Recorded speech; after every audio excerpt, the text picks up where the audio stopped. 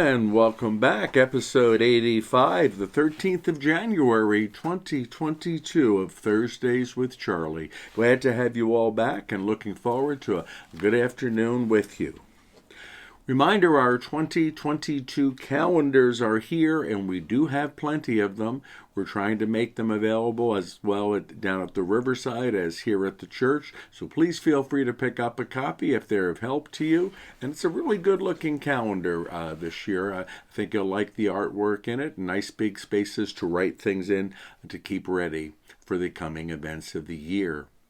We were passing out events. I think I mentioned to you that we had received a lot of travel literature from the States in preparation for our Christmas party last year, and we're trying to pass out the excess of that. So the past 2 weeks we have done Arizona and Maine, and we went from having 11 cartons of material to having just barely 1 box of material. So people have been taking the maps, but if you're in need of a map of Maine or of Arizona, we do have more available up at the church. In the coming weeks, we're going to be talking about some other states that were very generous to us in sending material. The two that come to mind most readily are Ohio and West Virginia. So in the coming weeks, we'll be doing something with the materials we received from those 2 states as well. And Kayvon, the comedian, the Persian comedian, half Persian actually comedian, who was here on July 4th, will be back with us on Sunday, the 6th of February, over in the Garces Center, and he'll be here for a 4 o'clock show. Those tickets are on sale currently. They'll be available at all the weekend masses. They're also available at the church office during the week, and they are $15 each. It's a good bargain rate, a really comfortable rate to see a nationally known comedian, and we look forward to it very, very much so. We encourage you to get your tickets early. Speaking of getting tickets and people being available to come and see shows, we want to welcome back all of our snowbirds. So many of you have come back just in this week after New Year's. We're glad to see you again. We're even seeing some of our Canadian snowbirds once again. We missed them very much last year, as well as the regular snowbirds from our Midwest, especially Indiana and Michigan and Wisconsin and Ohio and the other states towards the middle of our country. Hopefully we'll be able to give them a really warm winter welcome over here, and we are glad that you are back with us. I mentioned that this is show number 85 of our series of Thursdays with Charlie. I'm going to give you an advance notice that next week on the 20th of January, we will not have a show, but the show will resume the following week. So the next show after this one is the 27th of January, and that will be show number 86. Reason for not doing the show next week is I've got a lot of things going on and I will be busy. The Diocese of Las Vegas has decided that they wanted to resume what they called the Clergy Study Days in the month of January. These went on for a number of years. It's 3 days. The clergy gathers and we study a particular topic. Well, this year I had invited them to come to Laughlin for the Clergy Study Days and to utilize our Garces Center, and they did consider it, but they went with a previous choice. They decided that we're going to go back to the Westin Hotel in Lake Las Vegas, which is up near Henderson. Lake Las Vegas is kind of a misnomer right now. Much of the lake has receded due to the drought, so it's going to be more like Marsh Las Vegas as far as water being around us is concerned. But I will be there with all the priests of the diocese from Monday through Wednesday of this coming week, the 17th through the 19th. And the topic that they decided to have us study for these 3 days is one that they've used in the past. So we've gone back to the idea of a 3-day course on preaching. And for doing this, they hired the seminary professor from St. John's Seminary in Camarillo, California, Father Stephen Thoma. and he's the assistant professor of homiletics at St. John's Seminary. And so he's going to be the presenter for these 3 days, and we're going to try to learn how to preach properly and preach effectively. So we'll look forward to that.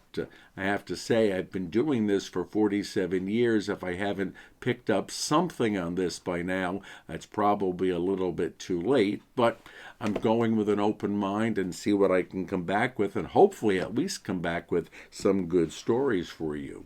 Father Toma is a member of the Congregation of the Resurrection, a religious order that was established in Poland, and Father Henry in Needles is a member of the same congregation. So I'll get to see one of the brothers, confreres of Father Henry for this week. According to the little blurb that we got from the diocese, Father Steve, who's the presenter, is going to be sharing with us his experience and expertise in the craft of preaching in various liturgical settings. Whether you've been preaching for a few years or many, it will be a great opportunity to hone your skills in the vital means of communication, as well as to be able to spend some time with your fellow priests in the diocese. So I will be up in the marshlands of Lake Las Vegas from Monday through Wednesday. We will have Mass on Monday morning before I leave. On Tuesday, the 18th, one of the deacons will conduct a communion service in place of the Mass, and I will be up in Lake Las Vegas for that time, and I will return on Wednesday night. Now, preaching is an interesting topic. When I was in the seminary back in the 60s and 70s, we studied a lot about preaching, and in fact, one of my favorite preaching teachers was a Methodist minister who gave us a lot of the lectures on preaching. But I also had the good example of a lot of good priests in New Jersey who were really very effective preachers, and in fact some of them were nationally known for their preaching. One of them who comes to mind is Monsignor James Turo, who's known throughout the world really for his research on the Bible and his contributions to the research book, the Jerome Biblical Commentary. I was very fortunate to be exposed to him and learn some preaching skills from him. But over the years, there have been a couple of ways that people, especially priests, have looked at preaching, and I want to just pass some on to you. You might have heard of these anyway. One of the skills about preaching that a lot of the older priests, at least back in New Jersey, used was basically nicknamed 3 points and a poem. You would make 3 theological points in the sermon, and then you would end with a piece of literature, usually a piece of poetry. One of the priests that I was familiar with back in New Jersey almost used this style every time he preached. And while the 3 points were usually quite effective and interesting, the poem never was. The poem always seemed to go back to some obscure poet, and I could very rarely find the relationship between the poem and the 3 points. But it was a style. You knew what was coming. You knew you were going to hear things. You listened to get the 3 out of it, and then whether you liked or didn't like the bit of poetry at the end, you knew that it was going to be the end because you heard the poem. That was a style. Then there was another style that was used again by some of the older priests, and it was basically 3 things. Tell them what you're going to say it, and then tell them what you said. Tell them what you're going to say it, and then tell them what you said. Basically, you're doing the same topic, the same points, 3 times. And the idea was that by the end of the sermon, everybody listening will know for sure the 3 things that you wanted to say to them and you wanted them to remember. Again, it's very predictable in style, and you kind of get the idea, well, if you hear the beginning, then do you really have to listen to the middle part and the end because you got it the first time around? But it was a style used by many of the older priests in the Diocese of Newark. And there's the acronym KISS, K-I-S-S, which variously could mean keep it simple, stupid, or keep it short, stupid. Either way, that the idea was you don't have to be long to get a point across. It can be short and still very, very effective. Senior Turo was probably the champion of keeping it very short. Many of his sermons are less than a minute and a half in length, and yet they're all very, very effective. One of the other teachers I had a saying, and it's a good point to remember when preaching, the mind can only absorb what the rump can endure. You're going to lose your congregation if you're preaching too long, because they're going to get antsy sitting in the seats or in the pews, wondering when this is going to wrap up at the end.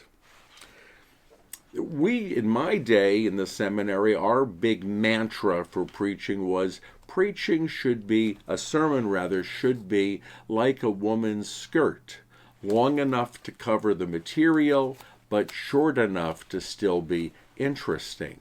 That was pretty much my class's motto during the years of preaching. Other suggestions were, the best way to write a sermon is you get a really powerful beginning, something that will really catch the people's attention, and then you get a really strong ending, something that will clinch the sermon and bring it to an end. And then the goal is to keep that beginning and end as close together as possible in the sermon. That made the rounds in the seminary pretty much when I was in there. Then there's the story about the old farmer who went to the Sunday service at the church, and only about 2 or 3 people showed up. But the preacher decided that he was going to give it his all, and he preached for an hour and a half. He just gave those 3 people all that he had. And at the end of it, as they were leaving, the 3 people, the old farmer stopped by the preacher, and the preacher said to him, "Well, what did you think of the sermon?" And the farmer said, "I have cows, and if only 2 or 3 cows come for the feeding in the evening, I don't throw the whole barn at them."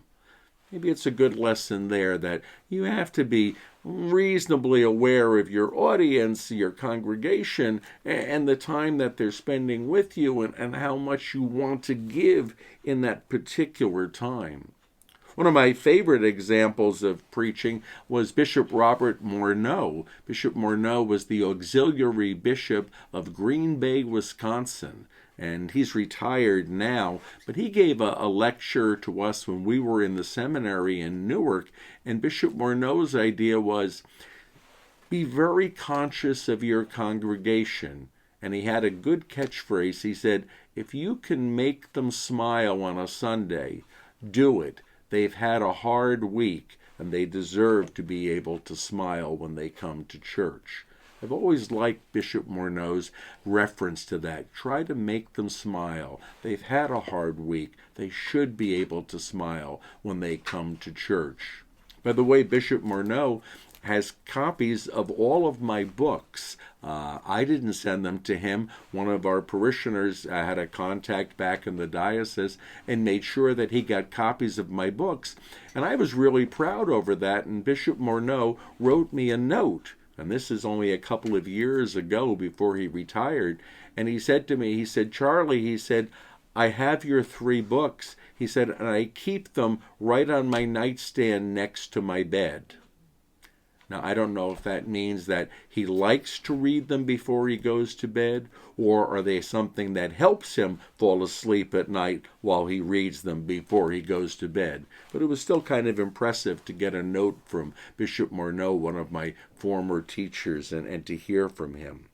I love preaching. I love the idea that you can go up in front of a congregation and you can have something in your mind that you want to transfer to their minds, and to do it effectively from the pulpit on a Sunday. So I definitely look very forward to that. About 4 years ago, I had the opportunity in August to go to a preaching seminar out in California that was conducted by Bishop Robert Barron, who's got a nationwide evangelization group known as Word on Fire. Perhaps you've heard of him, perhaps you've read some of his books. Very effective preacher, very effective movement as well. And I spent 4 days, a whole week almost, with Bishop Barron learning some of the skills of preaching, and that was extremely well done. I look forward to coming back after these 3 days next week, the 17th, 18th, and 19th of January, coming back and being able to at least tell you some of the stories of what we've experienced. And I know I'll look forward to being with the priests of the diocese. I'm sure Father John Assalone and I will come close to getting in trouble as we go through the week together. But it will be fun. Completely different topic, but something worth preaching about. Friday, January the 21st, will be the occasion of the 49th annual March for Life in Washington, D.C. That's been going on for 49 years. Next year will be the 50th anniversary of the March for Life. It's the largest nationwide and maybe the largest international regular annual gathering for pro-life causes. And their theme this year is a really good one. Their theme of the March for Life 2022 is Equality Begins in the Womb. That if we're going to talk about treating people with equality, we have to include the people who are still in their mother's womb. The Catholic Church, as we all know, is pro-life. It's probably the most single pro-life organization in the world. And this is unchanging. And in fact, we should think of it also, this is not only unchanging, but it is unchangeable. It's unthinkable that the Catholic Church would ever support a negative position on life. The Church by nature is pro-life. This is because of the teachings of Jesus, the teachings of the Bible, and the whole natural law. We ask you to check your bulletin out this weekend. We have some of the teachings of the Church, and what I did is I took them from the Catechism of the Catholic Church. Numbers 2270 through 2275 deals very succinctly with what the Church believes about the right to life and the evil, the sin of abortion. So please take a look at the bulletin this week. It's all written out in there for you. Of course, if you don't have a copy of the Catechism of the Catholic Church, they are available at our gift shop, and we certainly encourage people to take a look as more as a reference. It's not the type of book that you would pick up and read from cover to cover, but if you're ever curious about what does the Church officially teach about a particular moral issue, you can find it in the Catechism of the Catholic Church. Now, as we know, the March for Life began as a reaction to the Roe versus Wade Supreme Court decision, which was issued on January 22nd, 1973. That'll be 50 years old next year as well. And that was the decision that opened up almost unlimited abortion throughout our nation. It was probably the most disastrous and the most deadly decision the Supreme Court has ever made. Also next week, besides the preaching seminar, besides the March for Life coming up, on the 19th of January, I will celebrate my 74th birthday. 74 years. And when I thought about it, two thoughts crossed my mind. The first thought was, how did I ever get to be so old? And the second one is, why does time seem to go by so much more quickly now that I'm older? So I thought about it, and I think the idea of how did I get to be so old sort of just happened. One day I was 21, and the rest is history. I wake up one morning and I'm in my 70s. Those years just went by. But the fact that I think other people notice this too, that as you get older, the years seem to go by much faster. And I wondered why that was so. And I had a friend of mine explain it to me. He said, in a way, you and I and all of us are like a roll of toilet paper. He said, and when you take a roll of toilet paper and you unwrap it, he said, it takes longer to go around while there's a lot of toilet paper there. But as you get closer to the center of the roll, it unrolls a lot faster. I thought that was a pretty good example. I'm kind of reminded of it every day when I'm sitting in that small little room. And it reminds me that time does go a little bit faster. The roll spins a little bit faster the longer you are into life. I got to thinking about 74 years. That's an amazing length of time. 74 years is almost 3/4 of a century. But I wonder what it sounds like if you convert that into other units of measurement and try to think about it. So I did. 74 years in months is 888 months. Well, that sounds like a lot, but that is 3,861 weeks. That sounds like even more. That's actually 27,030 days. I've been alive next week on Wednesday, 27,030 days. Well, let's go even smaller. That's 648,720 minutes. No wonder I get tired at the end of a day. Or it's 38,923,200 minutes. I'm sorry, it was 648,720 hours and 38,923,200 minutes. But the really scary one is converting it into seconds. As of next Wednesday, I will have been alive on this planet as a born human being for 2,335,392,000 seconds. Every second counts, and boy, there have been a lot of them counting. Well, I was reading, a friend of mine who likes to write came up with a nice thought about getting older. And he actually posted this, and I'd like to share it with you. My friend's name is Arago, and Arago wrote this. To all my male friends from 40 years and up, most of us are going through the next phase of our lives. We're about that age when we see wrinkles, gray hair, and extra pounds. He certainly knew what he was writing about there. We have run households. We have paid the bills. We have dealt with sadness and with sickness and everything else that life has assigned to us. We are survivors. We are warriors in the quiet. We are men, like a classic car or a fine choice wine. I like that image. I'm like a classic car or a fine choice wine.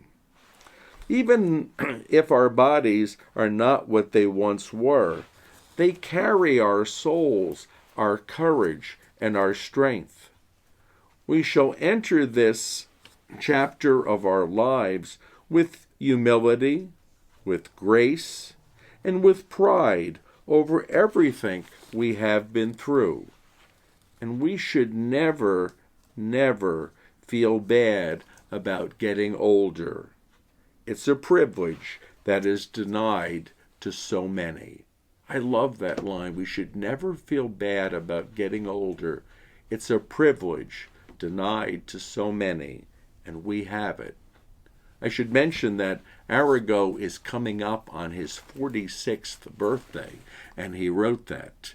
I think that he should talk to me about what happens 30 years beyond that. It just keeps on going through all those seconds.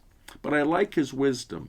I like the idea that getting older is a privilege, and we're all enjoying that privilege. At 74, it's good to share that with you. I'm looking forward to next year, 2023, when I will turn 75, and I think there'll be a party brewing for that one. Keep your eyes on the bulletin as we get closer to that next year. January 19th is a day that's special to me because it's my birthday, but it's the birthday of several other people. And I used to know a few of them kind of regularly. I'd mention in my sermons, but this year I decided to do a little research to find out all the people of reasonable fame who were born on January 19th in various years. And here's what I found. In 1736, on January 19th, a man by the name of James Watt, W-A-T-T, was born. It's from his name that we get the measure of electrical current in watts. In 1807, on January 19th, Robert E. Lee was born. Great general during the Civil War, a Confederate general in our United States. In 1809, on January 19th, Edgar Allan Poe, great writer of short stories and poetry, was written. In 1839, on January 19th, Paul Cézanne, a French painter, was born. In 1908, on January 19th, a comedian by the name of Ishkabibble was born. I didn't know that, and as soon as I read the name, it just sparked memories in my mind. I can remember watching this guy way back in the 50s and 60s, Ishkabibble. Maybe it'll bring some memories to you as well. In 1930, on January 19th, Tippi Hedren was born, a famous actress and animal rights activist. In 1939, on January 19th, Phil Everly was born, one of the Everly brothers. In 1943, on January 19th, Janis Joplin, a famous singer, was born. In 1946, on January 19th, Dolly Parton, country singer, one of the really great country singers, was born. 1947, on January 19th, Paula Deen, famous chef, was born. And in 1953, on January 19th, just 5 years after I was born, Desi Arnaz Jr. was born, the son of Lucy and Ricky. Probably everybody remembers seeing those episodes on the TV show I Love Lucy. Well, that's enough about birthdays. Let's go back and have our friend come down, Pascal, and remind us something important about preaching.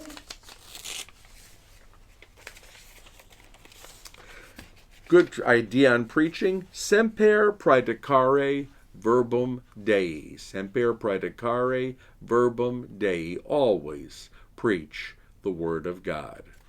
God bless you. Remember, I will see you in 2 weeks, not next week, but the week after. See you on January 27th. God bless.